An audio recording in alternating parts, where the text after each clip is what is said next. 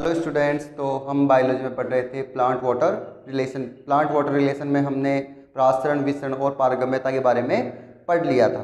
तो आज हम पढ़ते हैं जीवद्रव्य कुंचन के बारे में पढ़ते हैं कि जीवद्रव्य कुंचन होता क्या है। जीवद्रव्य कुंचन में क्या करेंगे, कोई भी सेल होगी उसको अति पराश्रयी घोल में रखेंगे। अति पराश्रयी घोल में रखने पर जो कोशिका का जीवद्रव्य होता है, जो कोशिका का जीवित भाग होता है, जीवित किसी सेल को अतिपराश्रयी घोल में रखने पर किसी कोशिका का जीवद्रव्य है, सेल वॉल जो होती है उसकी कोशिका भित्ति होती है, उससे अलग होकर क्या हो जाएगा, सिकुड़ना प्रारंभ कर देगा। कि जीवद्रव्य क्या होता है, कि जीवद्रव्य जीवित भाग होता है। कि ये क्या होती है, प्लांट सेल होती है। प्लांट सेल में अंदर क्या होती है, बीच में बड़ी रिक्तिका होती है, बड़ी रिक्तिका होती है, और इसके चारों तरफ क्या होता है, प्रोटोप्लाज्म होता है और न्यूक्लियस साइड में होता है। तो यहाँ से ये रिक्तिका तो है ही,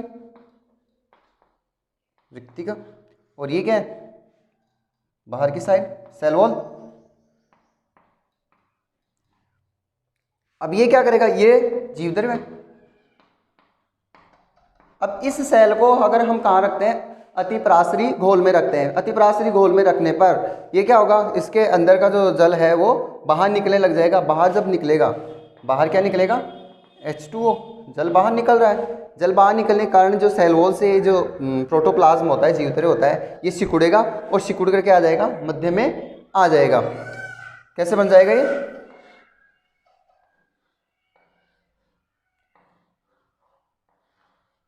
यहां से सिकुड़ करके आ जाएगा, बीच के अंदर आ जाएगा, मध्य में आ जाएगा। तो ये प्रक्रिया क्या है, जीवद्रव्य कुंचन। यानी कोशिका का जो जीवद्रव्य है वो क्या हो रहा है, संकुचित हो रहा है। किस कारण, कब रख रहे हैं, जब सेल को अति पराश्रयी घोल में रख रहे हैं। अति पराश्रयी घोल में रखने पर इसका जल क्या हो रहा है, बाहर निकल रहा है। निकलने के कारण जो जीवद्रव्य है वो कोशिका भित्ति से क्या हो रहा है, अलग होकर सिकुड़ रहा है। इस प्रक्रिया को हम क्या कहते हैं, जीवद्रव्य कुंचन कहते हैं। जीवद्रव्य कुंचन के लिए हम 3 स्टेप पढ़ते हैं। इसके लिए 3 स्टेप होती हैं। फर्स्ट स्टेप में क्या हो रहा है कि अतिपराश्रयी घोल में रखने पर सेल सिकुड़ने से आयतन कम होगा। कि भाई जल क्या हो रहा है, बाहर निकल रहा है, बाहर निकलेगा तो इसका आयतन कम होगा।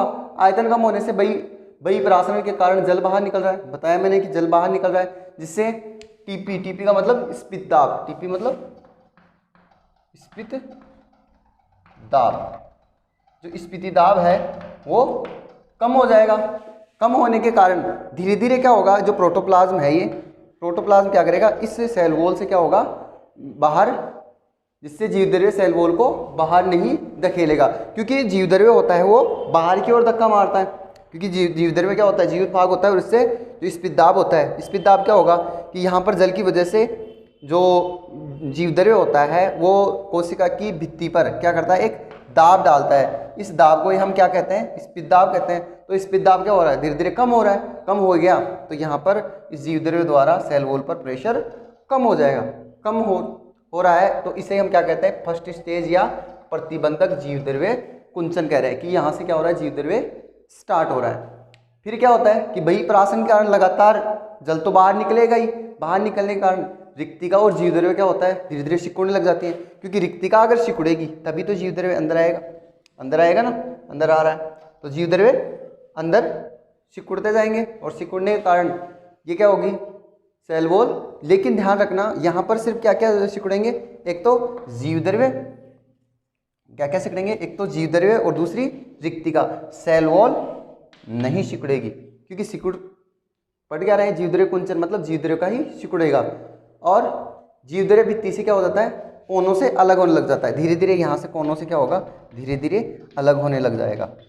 क्यों हो रहा है कि धीरे धीरे क्या हो रहा है, जल बाहर निकल रहा है। बाहर निकल रहा है तो स्फीत दाब कम हो रहा है, तो जिससे क्या हो रहा है, जीवद्रव्य अंदर की ओर आ रहा है। इसे हम क्या कहते हैं, सेकेंड स्टेज कहते हैं, या प्रारंभिक जीवद्रव्य कुंचन कहते हैं। यहाँ से आपको जीवद्रव्य कुंचन दिखाई देने लग जाएगा। कैसे कि जीवद्रव्य है वो भित्ति के कोनों से क्या हो रहा है, अंदर की ओर सिकुड़ने लग रहा है। फिर लगातार क्या हो रहा है, बहिःपराश्रय के कारण जल तो बाहर निकल रहा है, जिससे क्या होगा, जीवद्रव्य और ज़्यादा सिकुड़ेगा। सिकुड़ने के कारण विशेष सिकुड़ी हुई आकृति में बदल जाएगा, विशेष सिकुड़ी अवस्था में आ जाएगा। इसको कहते हैं सुस्पष्ट जीवद्रव्य कुंचन। यहाँ पर आपको क्लियर रूप से क्या दिखाई लग जाएगा, जीवद्रव्य कुंचन दिखाई देने लग जाएगा। यहाँ पर यह बात ध्यान रखना कि जो अति परासरी जो घोल होता है वो सेल वॉल और प्रोटोप्लाज्म के बीच में ही भरा होता है। अब यहाँ से जीव द्रव्य कुंचन हो गया। अब विकुंचन करें। विकुंचन का मतलब अगर ये जीव द्रव्य सिकुड़ रहा है तो इसको वापस पुनः स्थिति या इसको उन्हें जैसी स्थिति में था, ये जिस स्थिति में था उसी स्थिति में वापस लाना चाहें तो इसके लिए क्या करेंगे, इस सेल को हम किस में रखेंगे, अधोपराशरी विलयन में रखेंगे, घोल में रखेंगे। किसमें? अधोपराशरी घोल में रखेंगे। अधोपराशरी घोल में रखने पर इसमें के अंदर क्या करेगा, जल प्रवेश करेगा। जल प्रवेश करेगा तो यहाँ पर जो टीपी यानी स्पीड दाब है वो भी बढ़ेगा। बढ़ने के कारण ये जैसी स्थिति में था पहली जो कोशिका उस स्थिति में वापस आ जाएगी। इस प्रक्रिया को कहते हैं जीव द्रव्य विकुंचन। विकुंचन का मतलब जैसे पहली स्थिति में था, मतलब उससे अपोजिट डायरेक्शन में चल रहा है। यहाँ से तो कुंचन तो क्या कर रहा है, जल के बाहर निकलने से टीपी कम हो रहा है, स्पीड दाब, और धीरे धीरे जो विशिष्ट आकृति में जीव द्रव्य क्या हो रहा है, सिकुड़ रहा है। और वापस अगर इस सेल को हम अधोपराशरी घोल में रखते हैं तो वापस कोशिका क्या होगी, फूलेगी। फूलने के कारण यहाँ पर टीपी बढ़ेगा, स्पीड दाब बढ़ेगा, और जैसे कोशिका पहली स्थिति में थी वैसे वापस आ जाएगी। यहाँ पर बात करें हम जीव द्रव्य कुंचन का क्या महत्व है, किस किस काम में लिया जा सकता है। यहाँ पर हम बता सकते हैं कि जीव द्रव्य कुंचन अगर हो रहा है तो वहाँ पर हम जीवित और मृत कोशिका में अंतर कर सकते हैं। कैसे कि जीवित कोशिकाओं में जीव द्रव्य कुंचन होता है लेकिन मृत कोशिकाओं में जीव द्रव्य कुंचन नहीं होता। ठीक है, तो जीवित और मृत कोशिकाओं में आप अंतर कर सकते हो। दूसरा, प्रारंभिक जीव द्रव्य कुंचन द्वारा किसी कोशिका का प्रासरण दाब ज्ञात किया जा सकता है। क्योंकि प्रारंभिक कौन सा है, यहाँ पर क्या हो रहा है, लगातार वही प्रासरण हो रहा है जिससे रिक्तिका और जीव द्रव्य क्या हो रहा है, लगातार सिकुड़ रहा है। तो प्रासरण दाब क्या होगा कि जब अर्धपारगम्य झिल्ली द्वारा दो विलयनों को अलग करेंगे और जो विलयन के कण जो गुजर रहे हैं अंदर की ओर जाते हैं उनको रोकने के लिए जो आवश्यक दाब होता है, जो विलायक के कण जो गुजर रहे हैं उनको रोकने के लिए जो आवश्यक दाब होता है उसे हम क्या कहते हैं, प्रासरण दाब कहते हैं, ओपी कहते हैं। तो प्रारंभिक जीव द्रव्य कुंचन के द्वारा हम क्या ज्ञात कर सकते हैं, प्रासरण दाब ज्ञात कर सकते हैं। दूसरा, जेमी और जेली आदि में चीनी की अत्यधिक सांद्रता रखी जाती है, अचार में भी रखी जाती है। क्यों रखी जाती है कि जैसे कोई बैक्टीरिया या फंगी अगर उसके ऊपर वृद्धि करते हैं तो उसका जो जीव द्रव्य होता है वो निकल कर कहाँ पर आ जाता है, या तो चीनी के घोल में आ जाता है या अचार के अंदर क्या डालते हैं, तेल डालते हैं, गर्म तेल करके डालते हैं तो बाद में। तो इससे क्या हो जाता है, इनका जो सूक्ष्म जीव होते हैं, इनका जो जीव द्रव्य होता है, प्रोटोप्लाज्म होता है, वो चीनी के अंदर या तेल के अंदर आ जाएगा, जिससे वो क्या होंगे, वृद्धि नहीं कर पाएंगे और कई दिनों तक हमारा अचार वगैरह जेमी जेली ये सुरक्षित रहेंगे। अधिक समय तक अगर जीव द्रव्य कुंचित रहता है, जीव द्रव्य कुंचन रहेगा तो इससे क्या हो जाएगा, ये मृत हो जाएगा, डेड हो जाएगा। इससे क्या होगा कि जैसे मछली वगैरह होती हैं, मांस होते हैं, उनमें नमक डाल के रख दिया जाता है जिससे क्या हो जाती है, वो कई दिनों तक सुरक्षित रह सकती हैं। खरपतवार की जड़ों में अगर नमक डाल देते हैं तो इससे जीव द्रव्य क्या हो जाता है, कुंचन हो जाएगा, जिससे खरपतवार नष्ट हो जाएगा। और आपने देखा होगा कि फसल होती है, फसल में अधिक उर्वरक देते हैं तो फसल क्या हो जाती है, नष्ट हो जाती है, या फसल को अत्यधिक उर्वरक देने पर या तो क्या होगी, नष्ट हो जाती है या पीली हो जाती है। क्या हो जाती है, पीली हो जाती है। तो इस प्रकार हमने जीव द्रव्य कुंचन को पढ़ा, तो इसको नोट करो। उसके बाद में जो विलयन होते हैं, विलयन जो अधो पराशरी विलयन और एक था ना अभी कहाँ है, अति पराशरी विलयन, यानी विलयन के बारे में हम उसके बाद में पढ़ते हैं। नोट करो इसको। विलयनों के प्रकार, विलयन 3 प्रकार के बता रखे हैं, समपराशरी विलयन, न्यून पराशरी विलयन या अधोपराशरी विलयन या अल्प पराशरी विलयन, और लास्ट है अति पराशरी विलयन।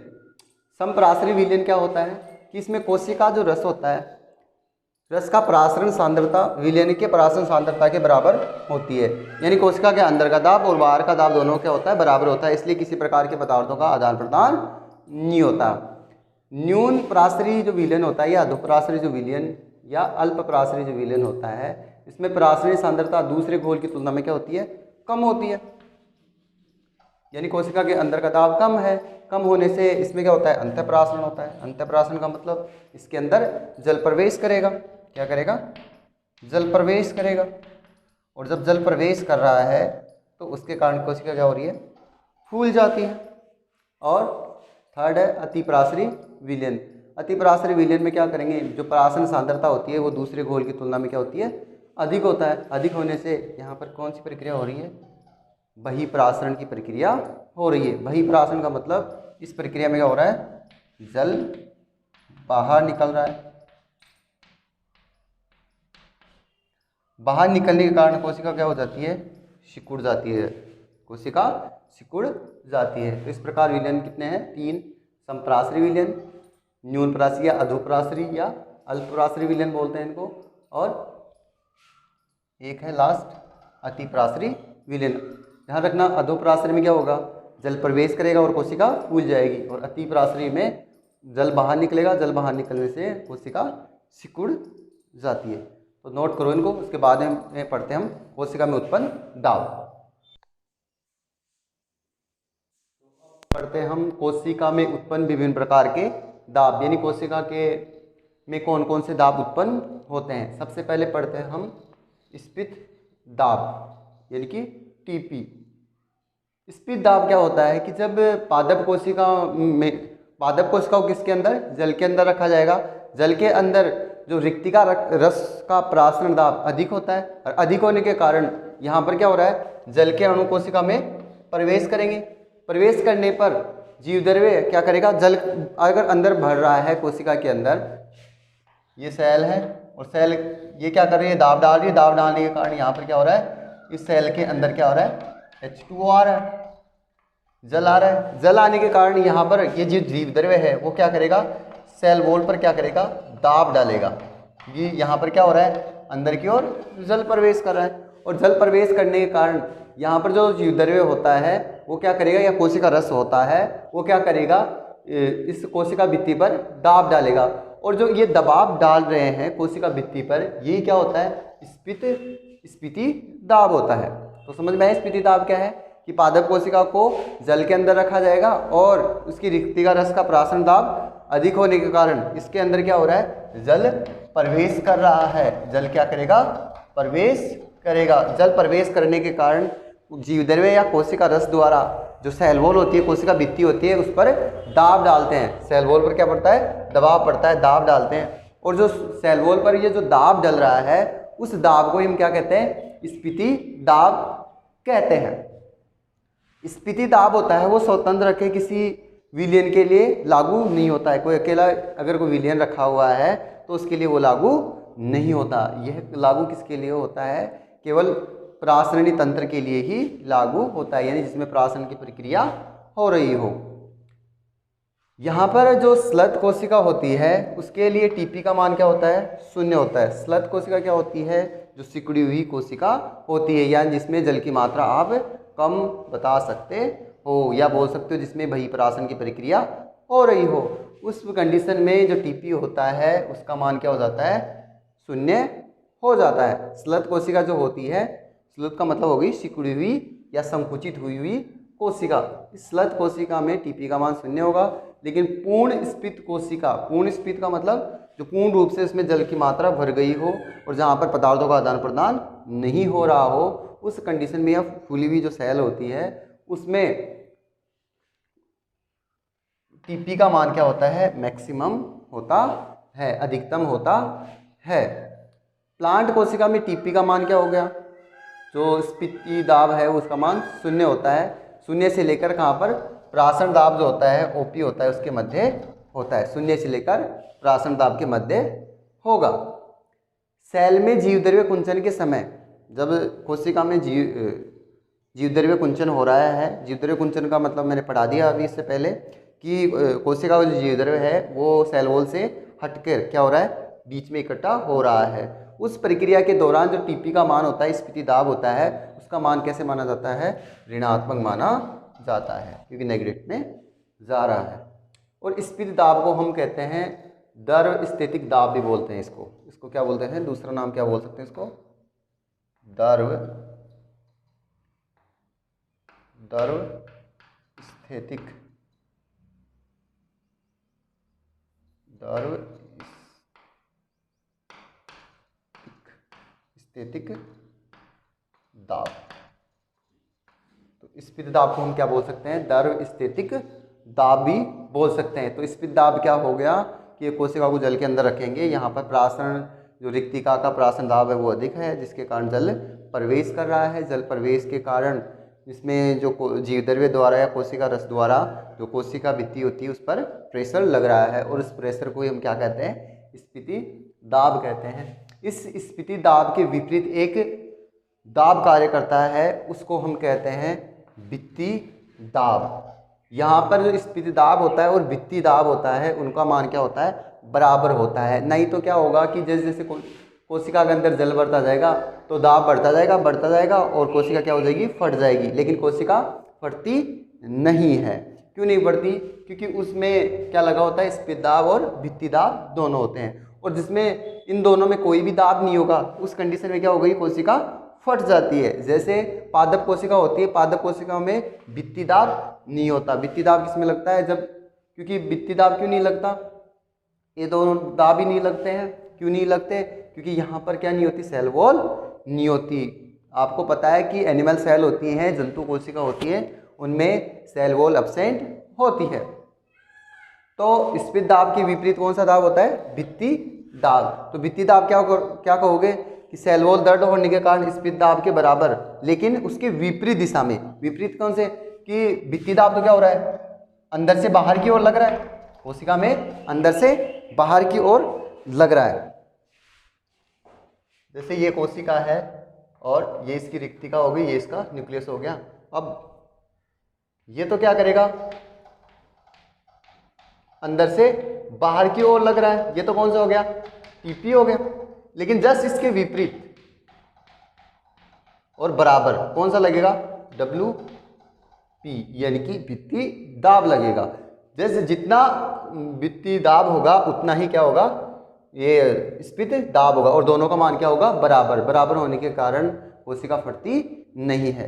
यानी भित्ति दाब किसे कहेंगे? कि सेल वॉल दर्द होने के कारण स्फीत दाब के बराबर दाब लगता है, लेकिन विपरीत दिशा में, और जीवद्रव्य पर दाब डालती है। जीवद्रव्य पर दाब डाल रहे हैं, एक दूसरे को प्रेशर कर रहे हैं, और इसे हम क्या कहते हैं? भित्ति दाब कहते हैं। भित्ति दाब और स्फीति दाब का मान क्या होता है? बराबर होता है, लेकिन क्या होते हैं? दोनों दिशा में विपरीत होते हैं। जो भित्ति दाब होता है, भित्ति दाब के कारण जो पादप कोशिका होती हैं उनको शुद्ध जल में रखा जाए तब भी वो फटती नहीं है, क्योंकि उस कंडीशन में दोनों दाब लगते हैं, भित्ति दाब और स्फीति दाब। लेकिन अगर हम किसको रखें? जंतु कोशिकाओं को रखते हैं, तो जंतु कोशिकाओं में सेल वॉल एब्सेंट होती है। सेल वॉल एब्सेंट होने पर इसमें भित्ति दाब नहीं लगता, क्योंकि स्फीति दाब तो लग जाएगा, क्योंकि जैसे जैसे कोशिका में जल भरेगा तो बाहर की ओर क्या करेगा? दाब लगता रहेगा। लेकिन यहाँ पर भित्ति दाब नहीं होने के कारण कोशिका क्या होगी? फट जाती है। जैसे RBC को हम शुद्ध जल में रखते हैं, यानी कि डिस्टिल वाटर के अंदर रखते हैं, आसुत जल के अंदर रखते हैं, तो कोशिका फट जाती है। तो ये दोनों दाब नोट करो, स्फीति दाब और भित्ति दाब। फिर इससे आगे हम पढ़ते हैं। तो भित्ति दाब और स्फीतिक दाब के बाद में हम पढ़ते हैं प्रासरण दाब, OP, osmotic pressure. Osmotic pressure क्या होता है? कि किसी विलयन का प्रासरण दाब पर, कोई विलयन होगा उसका प्रासरण दाब उस दाब के तुल्य होगा जिससे लगाकर विलयन के आयतन में वृद्धि को रोका जा सकता है। कि प्रासरण दाब क्या होगा? कि कोशिका के अंदर जो उसका आयतन बढ़ रहा है, उस आयतन में वृद्धि को रोकने के लिए जो दाब आवश्यक होता है उसको हम क्या कहते हैं? प्रासरण दाब कहते हैं। या कह सकते हैं कि वह आवश्यक दाब जो विलयन पर लगाने पर विलायक का घोल में प्रवेश को रोका जा सकता है, यानी विलायक को अंदर नहीं आने देता है। जबकि दोनों जो विलयन है वो किससे जुड़े हुए हैं? अर्धपारगम्य झिल्ली द्वारा अलग अलग हैं। यानी अर्धपारगम्य झिल्ली द्वारा तो अलग अलग है, लेकिन विलयन में जो विलायक का जो घोल है उसमें प्रवेश को रोकेगा। ठीक है, वो क्या होता है? प्रासरण दाब होता है। जो शुद्ध जल का प्रासरण दाब होता है वो कितना होता है? 0 होता है। यह घोल के विलय का गुण होता है। जो घोल होता है, घोल में जो विलय और विलायक दोनों से मिलकर बना होता है, तो विलय का गुण होता है इसमें। और एक साइंटिस्ट थे हेरिंस के अनुसार जो पर्ण होती है, पादप की जो पत्तियां होती है, लीफ होती है, उसमें ऑस्मोटिक प्रेशर होता है, यानी परासन दाब होता है, अधिक होता है, लेकिन जड़ों के अंदर सबसे कम होता है। किसके अनुसार? हेरिंग्स के अनुसार। हेरिंग्स क्या बताते हैं? हेरिंग्स के अनुसार पर्ण जो होती है, लीफ होती है, उनमें ज़्यादा ऑस्मोटिक प्रेशर होगा और जड़ों में कम होता है। अधिकतम जो ऑस्मोटिक प्रेशर होगा वो मरुस्थलीय वर्ग में लवणविद जो पादप होते हैं, लवणविद पादपों में ये सबसे ज़्यादा होता है। तो लवणविद में सबसे ज़्यादा किस में होगा? एक पादप का नाम है एट्रिप्लेक्स कॉनफोर्टिफोलिया। सॉरी, वापस से देखो, एट्रिप्लेक्स कॉनफर्टिकोलिया। ये क्या होता है? इसमें ऑस्मोटिक प्रेशर होता है, वो कितना होता है? 202.5 ATM के बराबर होता है। तो रात्रि होती है, रात्रि में ऑस्मोटिक प्रेशर होता है, परासन दाब कम होता है, लेकिन गर्मियों की जो दोपहर होती है उसमें सबसे ज़्यादा ऑस्मोटिक प्रेशर देखने को मिलेगा। जो घोल का परासन दाब होता है, ऑस्मोटिक जो प्रेशर होता है, वो ओस्मोमीटर द्वारा मापा जाता है। किसके द्वारा? ओस्मोमीटर द्वारा मापा जाता है। सबसे पहले एक साइंटिस्ट थे पेफर ने क्या किया? अर्धपारगम्य झिल्ली का यूज करके क्या बनाया था? ओस्मोमीटर बनाया था। ध्यान रखना, परासन दाब का मान सबसे ज़्यादा कब होगा? जब विलय की सांद्रता अधिक होगी। विलय की सांद्रता जितना अधिक होगी, परासन दाब का मान उतना ही अधिक होगा। और परासन दाब का मान हमेशा धनात्मक होता है। तो परासन दाब के बारे में जो परिभाषा जानी, और शुद्ध जल का परासन दाब 0 होता है। हेरिंग्स के अनुसार पर्ण में सबसे ज़्यादा होता है और जड़ों में सबसे कम होता है। अधिकतम मरुस्थलीय वर्ग में जो लवणविद पादप होते हैं, इसमें ऑस्मोटिक प्रेशर होता है। रात्रि में ऑस्मोटिक प्रेशर कम होता है, लेकिन गर्मियों की दोपहर में अधिक होगा।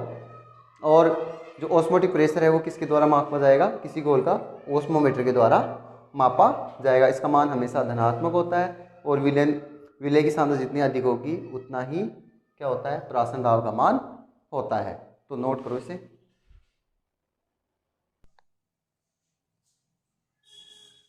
तो चौथा जो दाब है वो है विसरण दाब न्यूनता, या इसको हम कहते हैं चूषण दाब। विसरण दाब न्यूनता मतलब DPD, या चूषण दाब मतलब SP।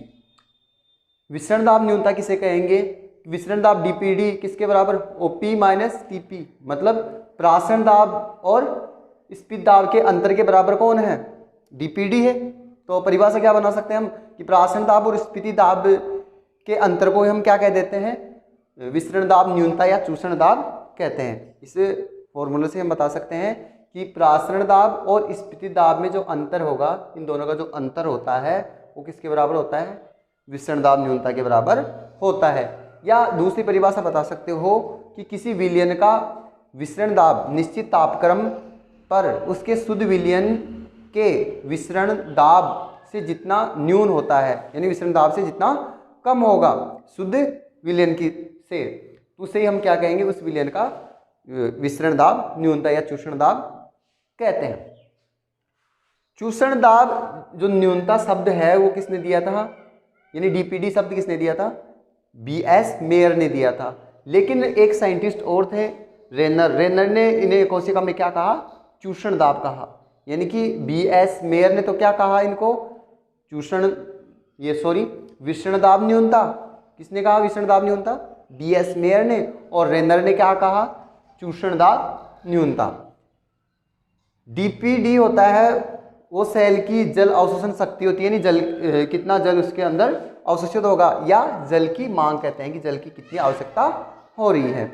और जो विसरण दाब न्यूनता है वो विलयन की सांद्रता के समानुपाती होती है। उससे पहले हमने प्राशन दाब न्यूनता पढ़ा था, वो विलय के सांद्रता के समानुपाती था। और इसमें जो DPD के जो अणु हैं वो कम से अधिक सांद्रता की ओर मूवमेंट करते हैं, गति करते हैं जल के अणु। और जो पूर्ण स्लत कोशिका होती है उसमें DPD का मान अधिकतम, और पूर्ण स्फीत कोशिका होती है उसमें DPD का मान कम होता है। यानी जो सिकुड़ी हुई कोशिका होती है उसमें DPD का मान अधिकतम होगा, और पूर्ण स्फीत मतलब फूली हुई जो कोशिका होगी उसमें डीपीटी का मान न्यूनतम होता है। तो इस प्रकार हमने कोशिका में उत्पन्न विभिन्न प्रकार के दाब पढ़े। नेक्स्ट वीडियो में इनमें हम संबंध पढ़ेंगे। आज के लिए इतना ही। Thank you.